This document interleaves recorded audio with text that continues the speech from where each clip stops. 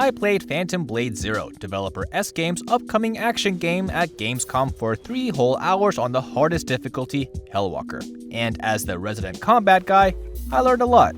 Let's talk about it.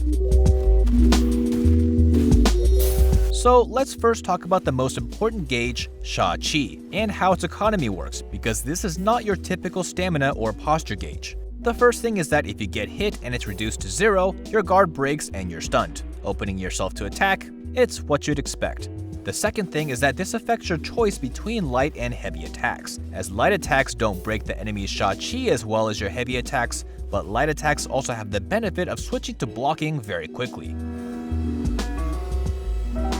Heavy attacks alone or mid-combo break the enemy's sha-chi gauge more, but also consume your own sha-chi, and are often slower and more punishable.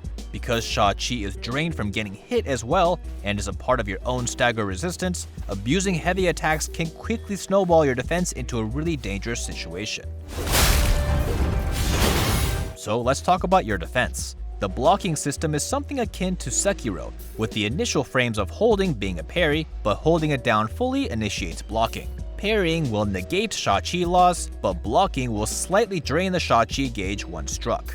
Dodging is not tied to sha-chi, but you can be clipped at the tail end of the dodge like most other games, and also has a cooldown if you spam it. You should also know that switching weapons also partially refills the gauge, incentivizing you to switch equipment throughout the fight.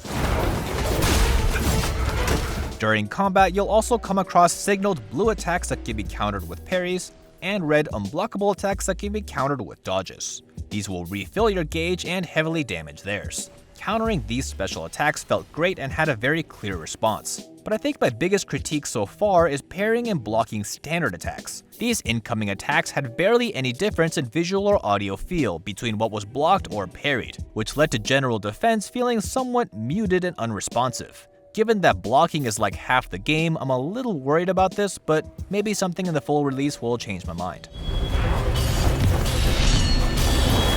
Weapon selection, on the other hand, was a really nice highlight in the demo I played. With over 30 weapons, each one is totally unique, all with different attributes, power surge specials, and button combinations that give each one its own character.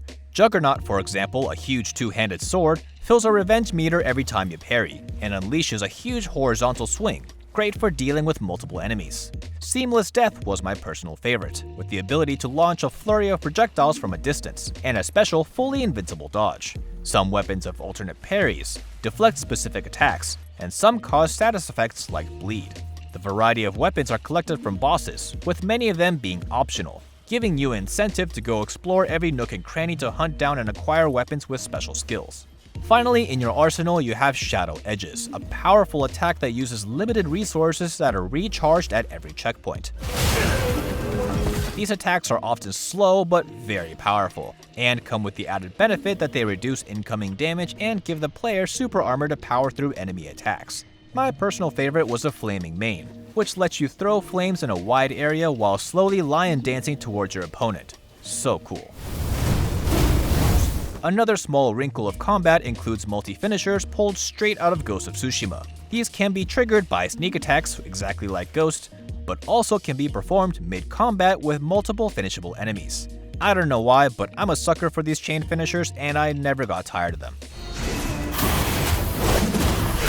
The final thing to bring up is the Hellwalker difficulty itself. I don't know how to describe it, but this difficulty, which is only available on New Game Plus, is both easy and hard at the same time. It's very hard to grasp the feeling of it. The easy part is you're still very tanky in Hellwalker, and you take a surprising amount of hits before going down. And the fact that this is not your typical Souls-like and enemies are permanently killed even after resting definitely changes the strategy and stakes of combat. The tougher part is enemies are more aggressive, have new moves, and according to the devs, the AI are more reactive and change tactics depending on how you play. I definitely noticed the aggression turned up across the board.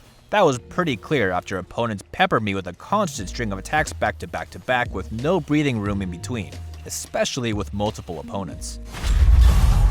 The AI learning portion, on the other hand, was a little harder to notice, because it just seemed like your standard decent CPU opponent that's not really different from any other game. The one example that really stood out to me though is against the final mini-boss of the demo, where I'd parry its attack and retaliate. After doing it a couple times, it started to go directly into a counter stance right after I parried, which forced me to change up my strategy. I feel like this demo and these enemies were too small of a slice of the game to understand Phantom Blade Zero's AI system, so I'll circle back on this once we get the game in our hands. Phantom Blade Zero is one of my most highly anticipated games, and while I'm excited to get my hands fully on it, I'm also eager to watch other people tackle the game in different ways when the game fully launches. Hopefully, sooner than later.